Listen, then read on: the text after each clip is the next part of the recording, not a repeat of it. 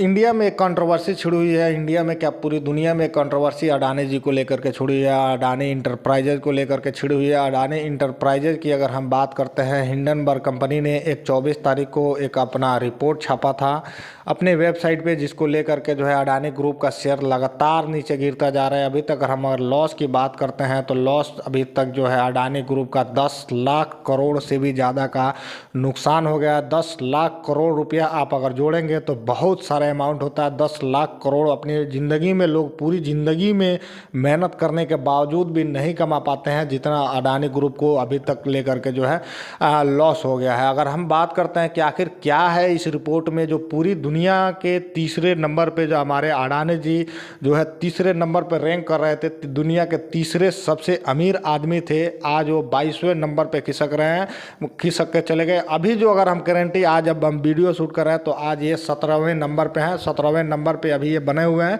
और आज शेयर बाजार बंद है। कल भी बंद रहेगा, कल संडे है तो संडे को भी बंद रहेगा। मंडे को ये खुलता है तो क्या कुछ सिचुएशन होगा, ये देखने वाली बात होगी। तो चलिए हम इस रिपोर्ट को जानते हैं कि हिंडनबर्ग जो है, हिंडनबर्ग ने रिपोर्ट में आखिर क्या छापा है और क्या क्या आरोप लगाया है, जिसको लेकर के अडानी जी का शेयर जो है, अडानी इंटरप्राइजेज का शेयर जो है एकदम नीचे गिरता जा रहा है।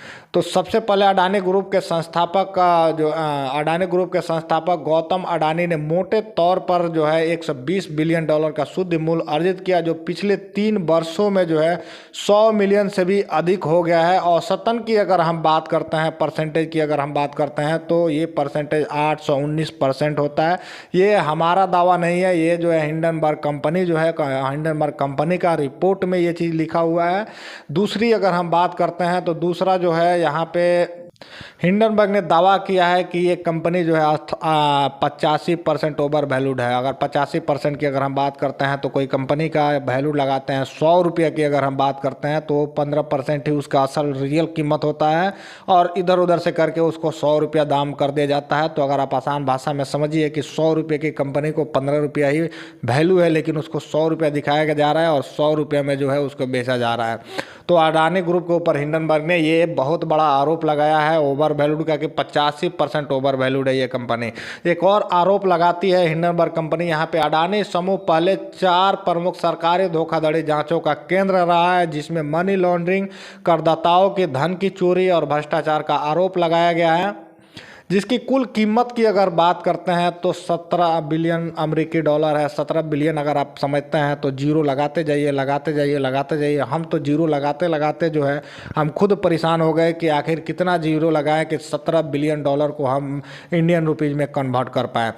इसके अलावा जो है जैसे ये टैक्स हेवन अधिकारियों के क्षेत्र में संस्थाओं को बनाने का सहयोग किया गया, नकली और अवैध कारोबार उत्पन्न करने का, सूचीबद्ध कंपनियों को पैसा निकालने के लिए जाली आयात दस्तावेज भी तैयार किए गए हैं।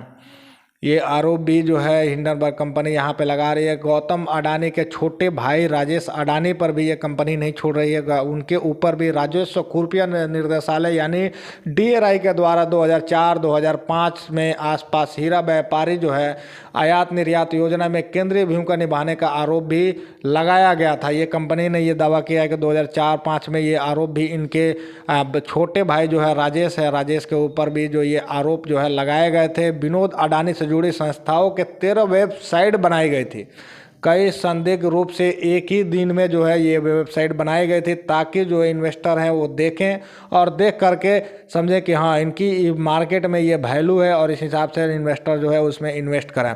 दूसरा अगर हम बात करते हैं गौतम अडानी के बहनोई समीर वोरा की, तो समीर वोरा का DRI के द्वारा जो है हीरा व्यापारी घोटाले का सरगना होने के नियमों को बार बार झूठे बयान देने का आरोप भी लगाया गया है। ये आरोप मैं नहीं लगा रहा हूँ, ये सारा आपको रिपोर्ट पढ़ के मैं बता रहा हूँ कि रिपोर्ट जो है आप पढ़ के आप अगर समझना चाहते हैं तो समझ सकते हैं। इसके अलावा हिंडनबर्ग ने विनोद अडानी के करीबी सहयोगियों द्वारा नियंत्रित 38 मॉरिशस सेल संस्थाओं की भी पहचान की है। हिंडनबर्ग ने ऐसी संस्थाओं की पहचान की है जो साइप्रस, UAE, सिंगापुर और कई करेबियाई द्वीपों के विनोद अडानी के द्वारा गुप्त रूप से नियंत्रित है। यानी विनोद अडानी के द्वारा इसको चलाया जाता है। विनोद अडानी से जुड़ी कई संस्थानों के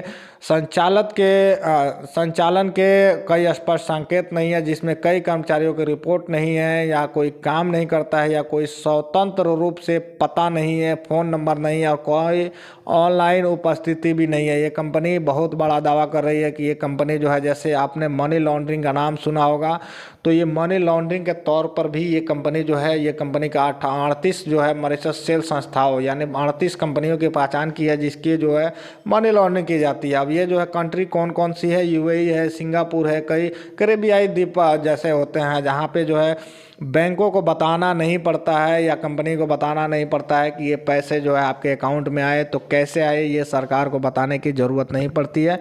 तो मनी लॉन्ड्रिंग के तौर पे भी देखा जा रहा है। हालांकि इसके अलावा जो है बहुत सारे एलिगेशन भी लगाए गए हैं, लेकिन ये मुख्य आरोप जो लगाए गए हैं इसके बारे में मैं आपको बताया कि ये मुख्य आरोप जो है अडानी के ऊपर लगाए हैं और अडानी जी ने इसका रिस्पॉन्स भी किया है।